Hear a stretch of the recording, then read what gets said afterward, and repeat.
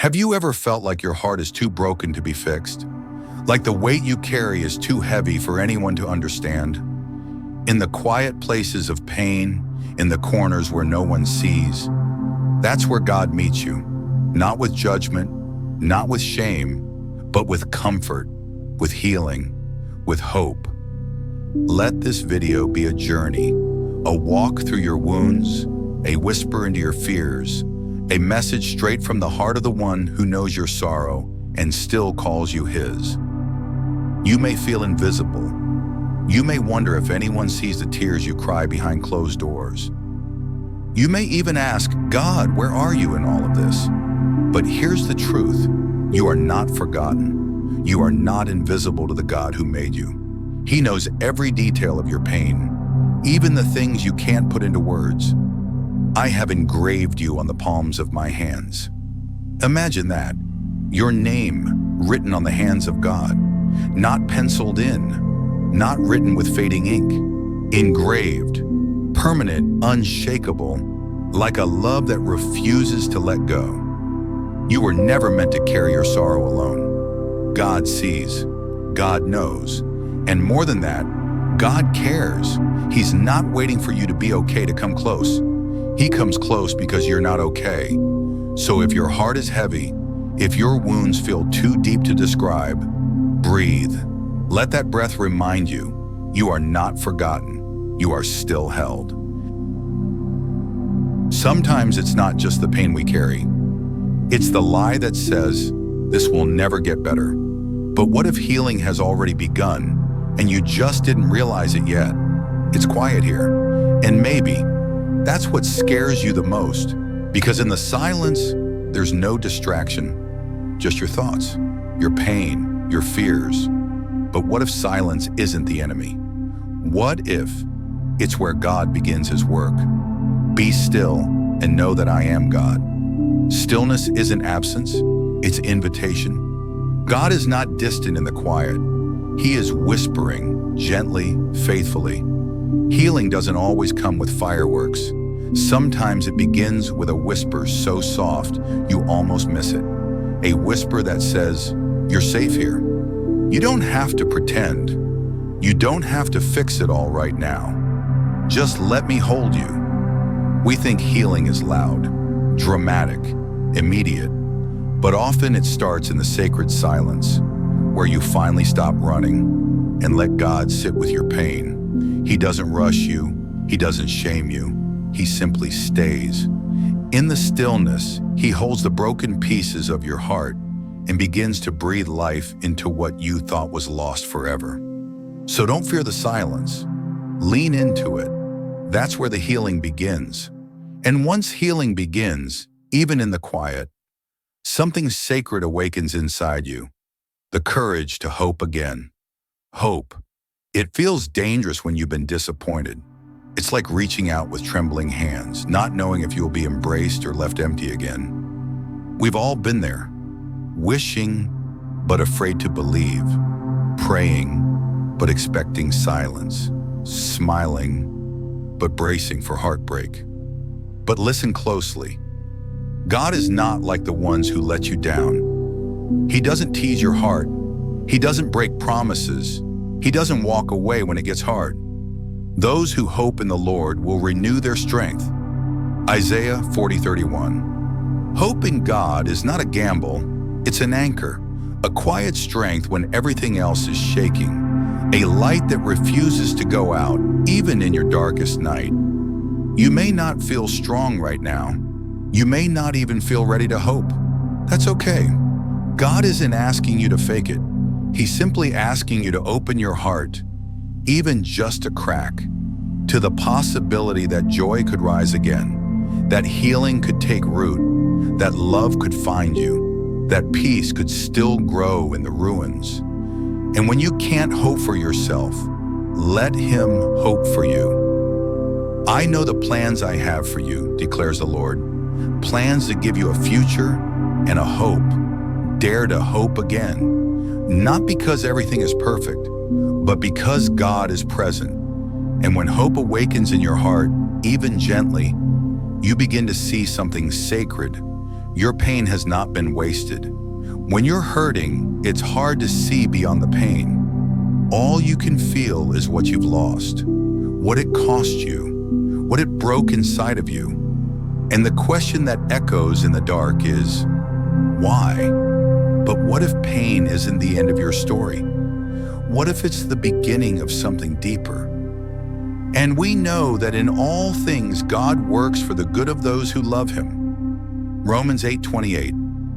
All things, even the broken things, even the painful chapters, even the tears no one else saw.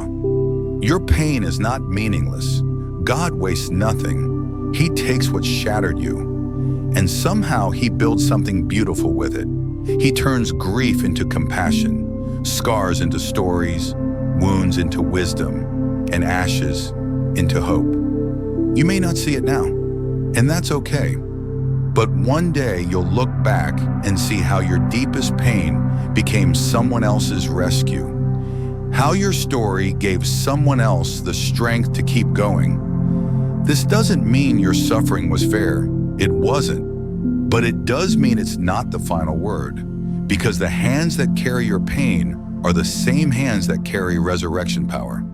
You are not defined by what broke you. You are defined by the one who is healing you. So don't despise your scars.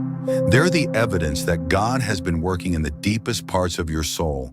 And once you begin to see that your pain has purpose, you start to believe something incredible. You are not broken beyond repair. Maybe you've believed the lie that you're too messed up, too damaged, too far gone. Maybe the words of others cut you so deep you started to agree with them. Maybe you've looked in the mirror and thought, I'm too broken to ever be whole again. But hear this, that is not how God sees you. The Lord is close to the brokenhearted and saves those who are crushed in spirit. God doesn't step away from brokenness. He steps into it. He doesn't flinch at your pain. He doesn't walk away from your struggle. He moves closer, tenderly, powerfully, purposefully. You are not too far gone. You are not beyond repair, because the hands that form the stars are the same hands that can remake your heart. He doesn't patch you up.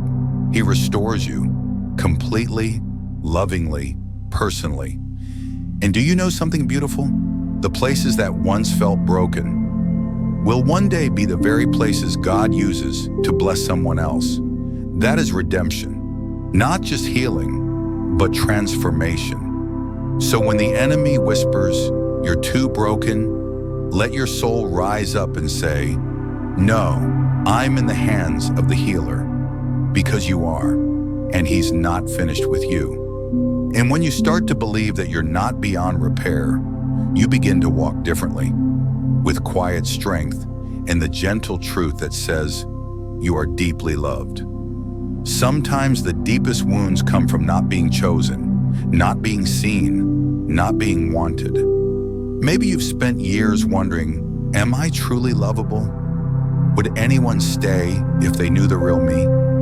Maybe your heart has built walls so high, not to keep people out, but to keep yourself safe. But hear this clearly from the one who made you. I have loved you with an everlasting love. Everlasting. That means it didn't begin the moment you were born. It was already there, and it won't end when you mess up. It keeps going. God's love isn't based on performance. It's not withdrawn when you're struggling. It's not conditional. It's not earned. It's not fragile. It is steady, fierce, kind, unshakable. You are not loved because you got everything right. You are loved because God chose you. Deliberately, joyfully, eternally.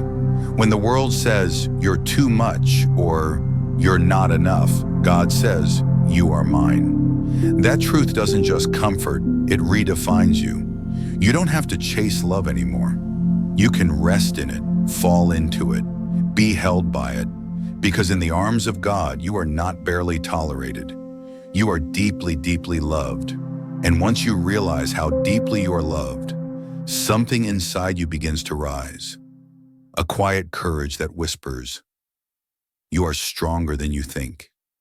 You've been through more than most people know. You've fought silent battles, carried invisible weights, cried behind smiles, kept going when no one was cheering you on. And maybe you've never called that strength, because the world often defines strength as loud, bold, and unshakable, but God sees it differently. My grace is sufficient for you, for my power is made perfect in weakness. Your strength isn't in pretending to be okay. It's in choosing to get back up when everything in you wants to give up. It's in whispering prayers when your faith feels small. It's in getting out of bed on the days your soul feels heavy. It's in choosing kindness when you have every reason to be bitter. That is strength. Heaven sees it, and God honors it.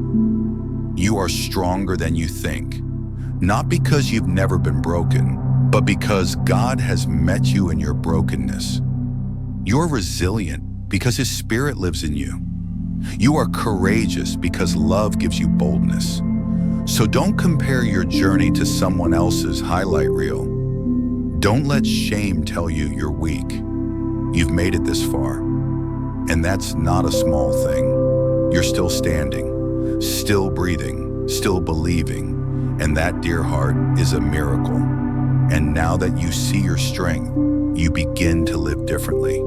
Not from fear, but from truth. Because now you know you were never alone. Maybe you thought God was silent in your darkest nights. Maybe you wondered, if He was really there, why didn't I feel Him? But just because you couldn't feel Him doesn't mean He wasn't holding you. Even when I walk through the valley of the shadow of death, I will fear no evil, for you are with me. Psalm 23:4. You were never truly alone, not when you were breaking, not when you were screaming into the pillow, not when you couldn't get out of bed, not even when you stopped praying. He was there, sitting beside you in the silence, catching every tear, holding your heart in His hands. You may have lost people, but you never lost God, and He never lost you. Sometimes His presence doesn't look like a miracle. Sometimes it looks like breath when you thought you had none, or a friend's text at the right moment, or a sunrise that reminded you life isn't over. God doesn't abandon the broken. He leans in closer.